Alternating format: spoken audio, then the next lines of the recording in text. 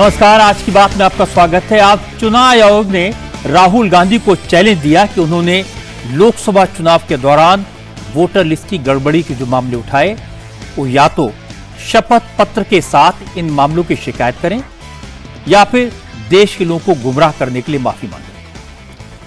लेकिन राहुल गांधी का तर्क है कि उन्होंने चुनाव आयोग की साजिश को उजागर किया है। चुनाव आयोग जांच कर ले या फिर वोटर लिस्ट की सॉफ्ट कॉपी और वोटिंग का सीसीटीवी फुटेज कांग्रेस को दे दे, सारी हकीकत सामने आ जाएगी। अब सवाल यह कि अगर राहुल गांधी के दावों में दम है तो एफिडेविट देने में क्या हर्ज है।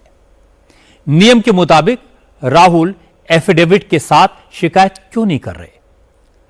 हालांकि राहुल ने जो मुद्दे उठाए, जिन वोटर्स के नाम लेकर छोटे मकान में 80-80 लोगों के वोट बनने और एक ही नाम से कई कई वोट बनने के जो दावे किए, उसकी जांच बूथ लेवल के अफसरों ने शुरू कर दी है। इलेक्शन कमीशन की जांच में राहुल के दावों में कितनी हकीकत मिली और कितना फसाना निकला, यह आज मैं आपको बताऊंगा। बिहार में आज अमित शाह ने राहुल गांधी के साथ साथ लालू यादव और तेजस्वी यादव को भी लपेटा। तेजस्वी अब खामोश क्यों हैं? चुनाव आयोग ने आज तेजस्वी को जो नया नोटिस भेजा उसमें क्या हिदायत दी गई है, ये सारी बातें मैं आपको बताऊंगा। लेकिन शुरुआत करते हैं राहुल गांधी के दावों से। वो जो कह रहे हैं कि अगर चुनाव आयोग वोटर लिस्ट की सॉफ्ट कॉपी दे दे तो वो साबित कर देंगे कि नरेंद्र मोदी वोटों की चोरी करके प्रधानमंत्री बने। असल में दिल्ली में वोटर लिस्ट का झुंझुना बजाकर राहुल गांधी अब इसे पूरे देश में बजाएंगे। शुरुआत की बेंगलुरु से। कांग्रेस ने बेंगलुरु में वोट अधिकार रैली निकाली। इस रैली में कांग्रेस ने आज फिर वो सारे आरोप दोहराए जो कल राहुल ने दिल्ली में लगाए थे। फिर चुनाव आयोग से 5 सवाल पूछे। राहुल ने कहा कि इलेक्शन कमीशन बताए डिजिटल वोटर लिस्ट क्यों नहीं दी जा रही, वोटिंग का सीसीटीवी फुटेज डिलीट क्यों किया जा रहा है, वोटर लिस्ट में किसके इशारे पर गड़बड़ी हो रही है, चुनाव आयोग विपक्ष के नेताओं को धमकी क्यों दे रहा है। और इसके बाद राहुल गांधी ने अपना फैसला सुनाया। कहा इलेक्शन कमीशन बीजेपी का एजेंट बन चुका है और मोदी चुनाव आयोग की मदद से ही प्रधानमंत्री बने। याद रखिए, नरेंद्र मोदी 25 सीट की मार्जिन से प्रधानमंत्री हैं। एक सीट हमने दिखा दी कि चोरी हुई है। 25 सीट वो 35,000 या कम वोटों से जीते हैं।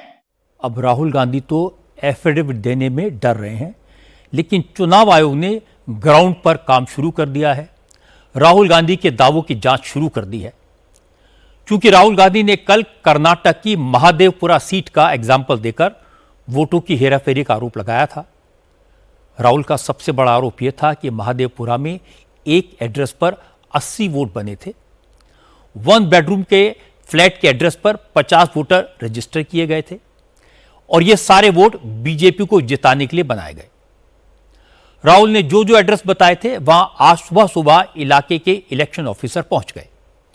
बीएलओ ने उस पते पर रजिस्टर वोटर्स के नाम चेक किए। जिस वक्त इलेक्शन कमीशन की टीम वहां पहुंची, उसी वक्त हमारे संवाददाता टी राघवन मौके पर पहुंच गए। राहुल गांधी ने आरोप लगाया था कि बेंगलुरु के मुनी रेड्डी गार्डन में हाउस नंबर 35 के पते पर 80 वोटर रजिस्टर्ड हैं। राहुल को जिन लोगों की फोटो वोटर कार्ड में नहीं मिली, उनके चेहरे भी राहुल को देख लेने चाहिए। वो भी फर्जी वोटर नहीं है, न डमी वोटर हैं। राहुल ने कल आदित्य श्रीवास्तव का नाम बार बार लिया था और कहा था कि आदित्य श्रीवास्तव लखनऊ में भी वोटर हैं, मुंबई की वोटर लिस्ट में भी उनका नाम है और वो महादेवपुरा की वोटर लिस्ट में भी हैं। अब बात तो सही थी कि एक आदमी 3 राज्यों में वोटर कैसे हो सकता है, जरूर कुछ गड़बड़ होगा। चुनाव आयोग इसका जवाब दे, ये राहुल ने कहा था। यूपी के चुनाव अधिकारी ने तो कल ही क्लियर कर दिया था कि आदित्य श्रीवास्तव नाम का कोई वोटर लखनऊ की वोटर लिस्ट में नहीं है। आज हमारे संवाददाता दिनेश मौर्य ने चुनाव आयोग के इस दावे की जांच की। आदित्य श्रीवास्तव को ढूंढ निकाला, उनसे फोन पर संपर्क किया और पूछा कि आखिर 3 राज्यों की वोटर लिस्ट में उनका नाम कैसे आया। आदित्य श्रीवास्तव ने बताया वो लखनऊ के रहने वाले हैं, इसलिए पहले उनका नाम लखनऊ की वोटर लिस्ट में था। फिर वो मुंबई शिफ्ट हो गए, तो 2018 में उन्होंने चुनाव आयोग की वेबसाइट पर जाकर अपना वोट मुंबई ट्रांसफर करा लिया था। और 4 साल पहले वो मुंबई से बेंगलुरु शिफ्ट हुए तो उन्होंने अपना वोट बेंगलुरु में ट्रांसफर करा लिया। उनके पास एक ही वोटर आईडी है और वो सिर्फ बेंगलुरु में वोट डालते हैं। लखनऊ और मुंबई से उन्होंने वोट ट्रांसफर कराया, इसलिए उनका एपिक नंबर एक ही है।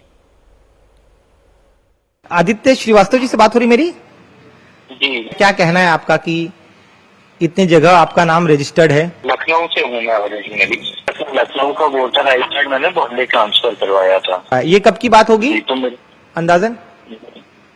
2016, 17, 18, 2017, 2018 में हो सकता है चेंज कराया होगा। ठीक है 2017 या 2018 में। जी।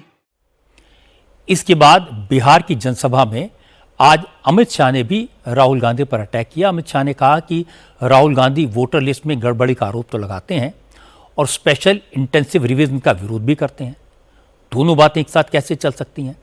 अमित शाह ने कहा हकीकत यह है कि राहुल गांधी की पार्टी बार बार चुनाव हार रही है, इसलिए अब हार का नया बहाना गढ़ रही है। मैं आज राहुल जी को भी कहना चाहता हूं, बंद करिए ये वोट बैंक की राजनीति। मतदाता शुद्धिकरण पहली बार नहीं हो रहा है। आपके परनाना जवाहरलाल नेहरू ने शुरू किया था और अंत में 2003 में हुआ, तब भी कोई विरोध नहीं था। और अब मैं आपको धराली में चल रहे रेस्क्यू ऑपरेशन का अपडेट दे देता हूं। आज चौथे दिन रेस्क्यू ऑपरेशन करीब करीब पूरा हो गया। फ्लैश फ्लड के बाद हर्षिल, गंगोत्री, धराली और इसके आसपास के इलाकों में फंसे ज्यादातर लोगों को सुरक्षित जगहों पर पहुंचा दिया गया। जम्मू कश्मीर के लेफ्टिनेंट गवर्नर मनोज सिन्हा ने आज दावा किया कि कश्मीर में आतंकवाद अंतिम सांसें गिन रहा है। पाकिस्तान की तमाम कोशिशों के बावजूद अब लोग नॉर्मल लाइफ जीने लगे हैं। मनोज सिन्हा आपकी अदालत में इस बार मेरे मेहमान हैं।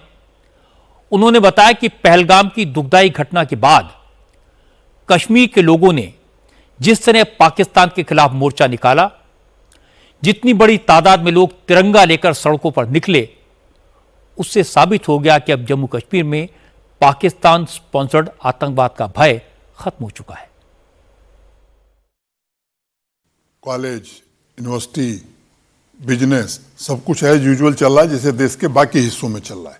अब पाकिस्तान कोई कैलेंडर बंद का नहीं जारी करता।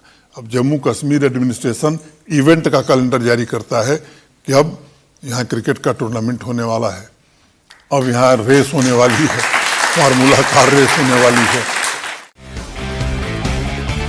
आज की एक और बड़ी खबर आपको बता दूं, अमेरिका के टैरिफ वॉर के खिलाफ भारत, चीन और रूस की मोर्चेबंदी बनती हुई दिखाई दे रही है।